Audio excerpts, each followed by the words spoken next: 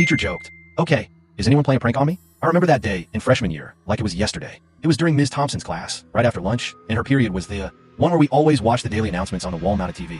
That thing was basically our morning news feed, school events, weather, all that stuff. But this one kid, Davy, decided to mess everything up by swiping the remote from her desk when she wasn't looking. I didn't even notice at first. I was just doodling in my notebook, trying to stay awake. Anyway, the announcements start, and Ms. Thompson goes to grab the remote to adjust the volume, or whatever. She rummages around her desk, checks her drawers, even looks under some papers. Nothing. So she sighs, stands on her tiptoes, she was pretty short, and fiddles with the buttons on the front of the TV to turn it on and get it to the right channel. We all just sat there, watching her, struggle a bit, but no one said a word. A couple minutes in, the TV suddenly shuts off. Everyone kind of murmurs, like, huh, that's weird. Ms. Thompson gets back up, turns it on again, and we pick up where we left off. But not even a minute later, it turns off again. Now she's looking annoyed, scanning the room. She jokes, "Okay, is someone pranking me here?"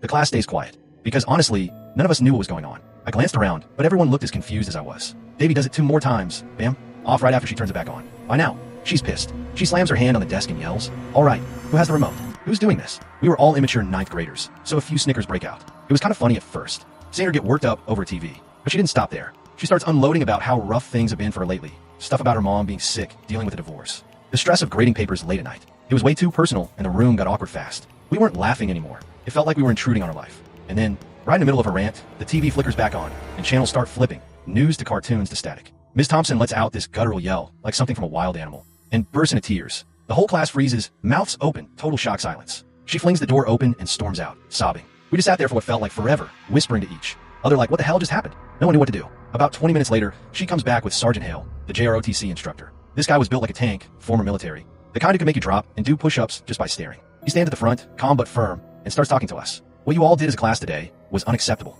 You're making her life harder, and the person responsible needs to own up. We're all nodding, trying to look innocent. But Davy, man, this kid had nerves of steel or was just that stupid. Turns the TV off and on again right then. The room goes dead quiet. You could hear a pin drop, or maybe dust settling on the desks. Everyone's thinking, we're screwed. I didn't know it was him until the girl next to me, Sarah, who must have seen him take it, quietly points in his direction. Sergeant Hale marches over, grabs Davy by the shirt collar, and yanks him straight out of his seat. Davy's feet are dangling off the ground, and the sergeant's screaming in his face, "Do you have a fucking remote?" Davy's arm is shaking as he pulls it out of his pocket and hands it over. Hale doesn't say another word, just drags him out of the room with Miss Thompson following, still red-eyed from crying. The rest of us sat there for the last 15 minutes or so, staring at our desks, not even whispering. When the bell rang, we filed out like nothing happened, but I bet none of us forgot it. Davy got suspended, I think, and things were tense in that class for weeks after.